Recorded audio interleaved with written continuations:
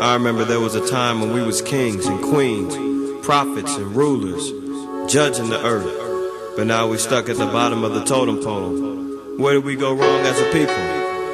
I think our people need to understand this with a wake-up call and give them understanding of what's going on. So bring it. Early morning, rise up, open your eyes up, looking in the mirror, it gets no clearer.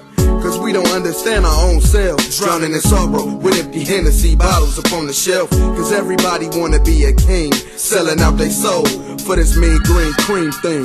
Paper chasing but not facing the facts that as a nation we all done got lax, and letting the devil control us, and thinking like them damn Africans that sold us.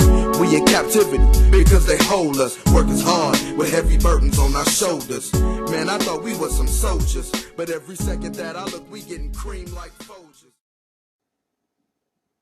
In deciding to acquire comedic culture, understand that you're now deciding to take on the identity of those who've enslaved you. This is history repeating itself. Coming out of the civil rights movement, we wanted to become a Muslim, not knowing Islam was your slave master in Africa. And then you want to call yourself an African, when the natives of Africa joined with the Muslim Arabs to enslave you. They were your slave masters too. Then you want to call yourselves American, but that's where you live. That's not who you are. The founders of America were your slave masters too. Now you want to go back to Kemet, call yourself an Egyptian. They're your slave masters as well. Why do we yearn to be like our slave masters? Why? History repeating itself. What do you think Moses was sent for? To free you from that. What do you think the Passover was all about? 40 years in the wilderness. 40 years is how long it took us to get our mind out of Egypt and onto righteousness. But you want to go back. You got to know where you come from. Now, that being said, the Israelite nation is a unique nation. We're not simply defined by the land we stem out of, which is Sumer, because the people there were pagan. We're defined by the person we stem from, which is Jacob. The Most High established us as a people, a nation regardless of where we live, but a nation that stems from Abraham, Isaac, and Jacob, and a nation which was given a land, Canaan. So although our bloodline stems from Sumeria, our true roots began with Abraham, because this is where the everlasting covenant was made. This is when we became sanctified from the paganism of our ancestors. And this is when the Most High introduced himself, separating himself from every god man had ever served. Many gods were worshipped before Abraham. But when the Most High God introduced himself to Abraham, it was the dawn of a new day, the dawn of a new nation, a spiritual nation. That's who we are. No matter where we are, a spiritually established nation, the Most High's chosen people, the Hebrew Israelite nation. And it's a proven fact that the Israelites were a dark-skinned people, as are their descendants.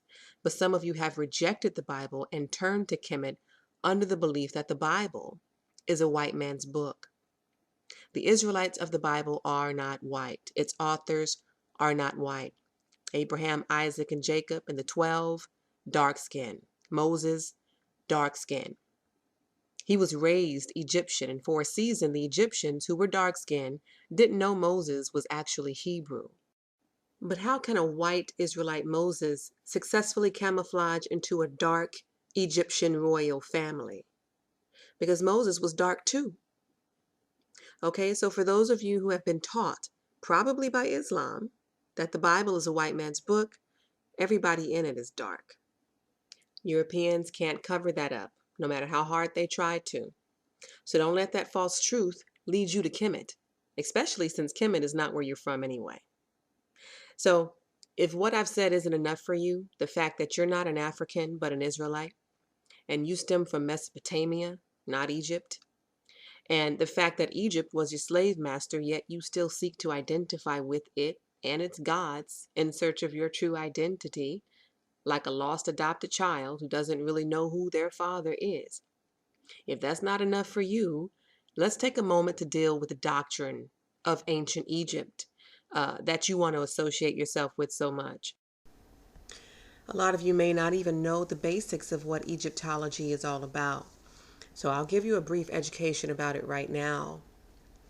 All the writings on the Egyptian walls and pyramids, the pictures that tell stories, they are called the Medu.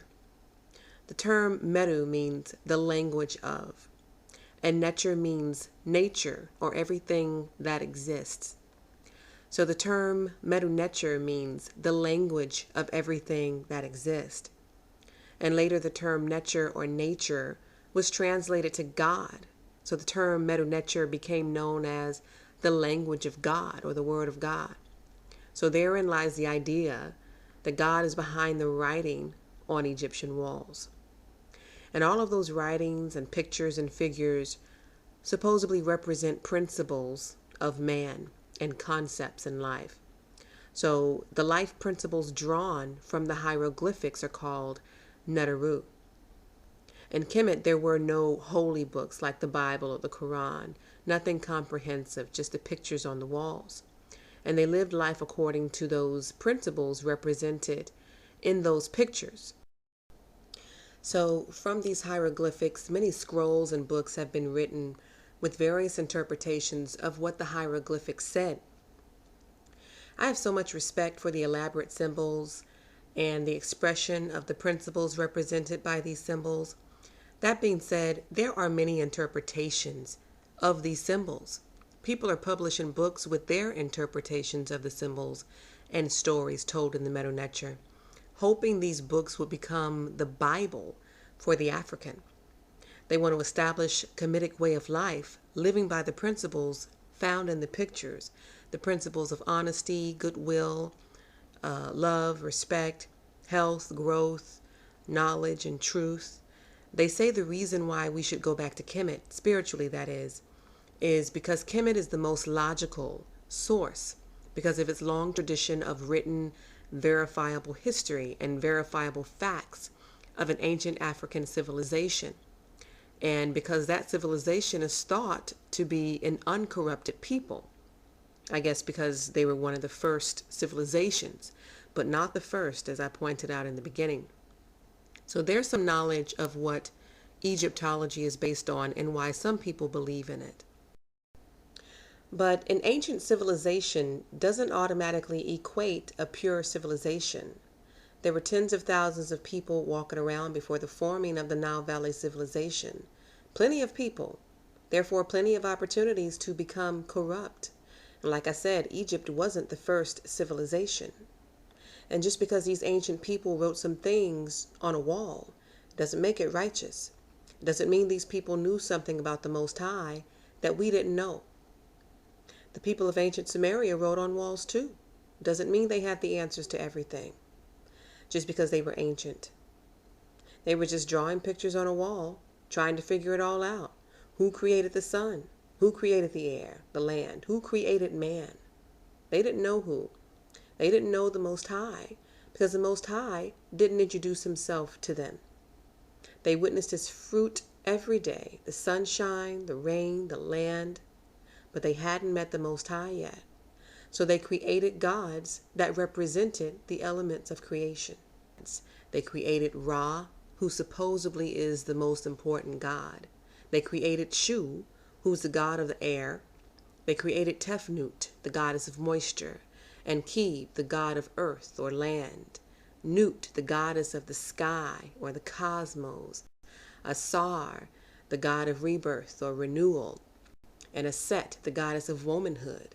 And then they created Asar and Aset's son, and they called him Haru, who is supposedly the last god king of Egypt, who was followed by an actual human ruler by the name of Menes or King Narmer. So the Egyptians didn't know the Most High, so they created gods of creation. And you may say, Jediah, why do you know this stuff? You're supposed to be a Hebrew Israelite. But you have to study these things in order to form an opinion.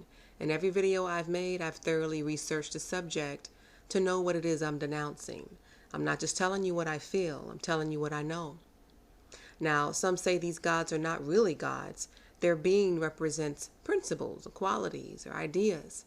The pictures on the pyramids represent the principles, and all of us have these qualities on the inside of us, and what they call neteru, or qualities within us. But in my research, I found most followers of Egyptology consider them to be gods and goddesses. So the comedic way of life is looking at these gods or principles and following in their way, which sounds lovely. Vague, though. And it was brought to my attention that Hebrew Israelites are turning away from the covenant, away from the Torah, from the promises established with their forefather Abraham and his descendants. And they are basically attempting to go back to Egypt to worship the gods of our former slave masters.